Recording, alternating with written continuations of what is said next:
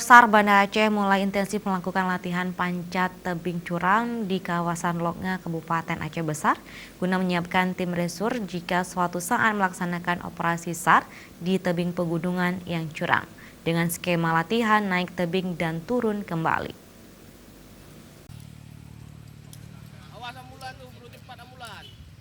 Sebanyak 15 orang rescuer penolong kantor SAR Banda Aceh melakukan latihan panjat tebing curam di kawasan pergunungan Loknga, Kabupaten Aceh Besar. Seorang rescuer SAR harus bisa memaksimalkan peralatan, alat bantu untuk panjat tebing, dengan skemanya latihan naik tebing dan kemudian turun lagi. Latihan panjat tebing terbilang cukup tinggi resikonya, dibutuhkan fisik yang kuat bagi rescuer. Sebelum melakukan panjat tebing, salah satu resiko yang dihadapi dalam latihan panjat tebing yaitu faktor kelelahan dan kepanikan, di mana kondisi fisik yang mengalami kelelahan kemudian biasanya muncul kepanikan, sehingga kurang percaya pada alat bantu yang sudah digunakan.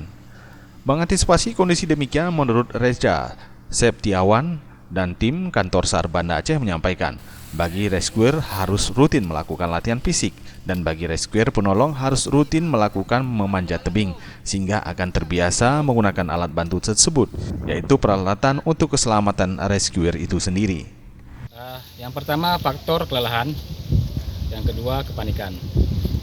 Jadi pada saat kita sudah merasa kelelahan, itu panik akan menyerang. Di saat panik menyerang, itu seolah kita tidak percaya lagi sama alat tadi. Di situ terkadang trouble yang paling utama dari rescuer tersebut. Untuk mengantisipasi ini terjadi pada rescuer, apa yang harus kita lakukan? Jadi yang pertama itu rescuer harus betul-betul sering melakukan latihan fisik dan latihan secara berkala. Dengan kondisi medan yang berat yang mencapai ketinggian 30 meter, untuk mendaki maksimal dibutuhkan waktu 10 hingga 20 menit untuk mencapai titik ketinggian yang sudah ditentukan.